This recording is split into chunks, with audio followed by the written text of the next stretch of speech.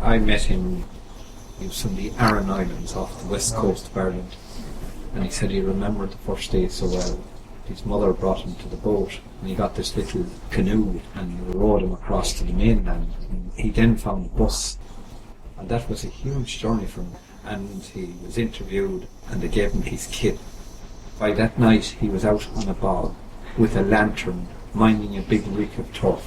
Right. Because the war was on, and they used to steal turf. And he says, was I terrified? That never left him.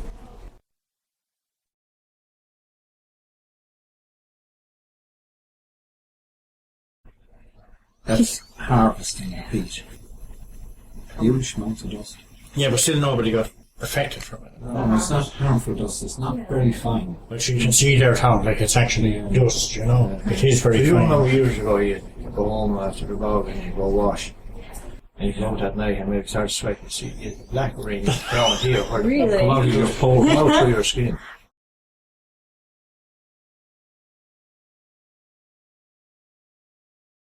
Butter, I found butter.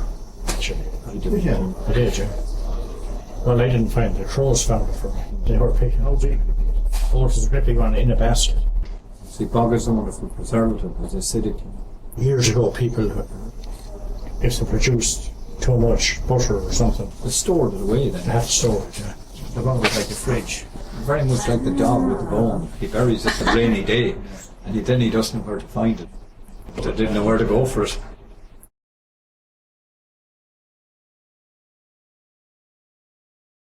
Yeah, there's some team.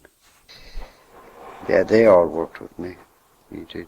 It was a community, let's face it. Because we kind of worked together and lived together. Played together, obviously. And I was very popular. I always had the camera. That was our local Derrenloch football team. 1977. Each, what we call works, had a team, and we used to play different works, you know. No, I never played.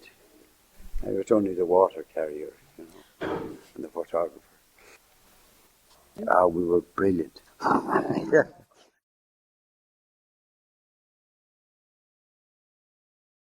I knew him when I was young. He was known, he's always wore a hat because he had no hair when the time he was young. He was known as, John Baldy Mannion. He was a very witty guy. The doctor didn't like him. The doctor was from Forban. He was a real abrupt sort of a guy. You know? And he was going in to see Baldy's wife. And Baldy was after making a gate out of timber. And so he was painting the gate. But see, there was a lot of holes in it. It wasn't a very good gate anyhow. But the doctor said to him, he looked back and he said, he's never called it by his first name. He said, Mannion, I think a lot of your work is covered with paint and putty. And Baldy, quick as a flash, said, a lot of yours is covered with a spade and shovel.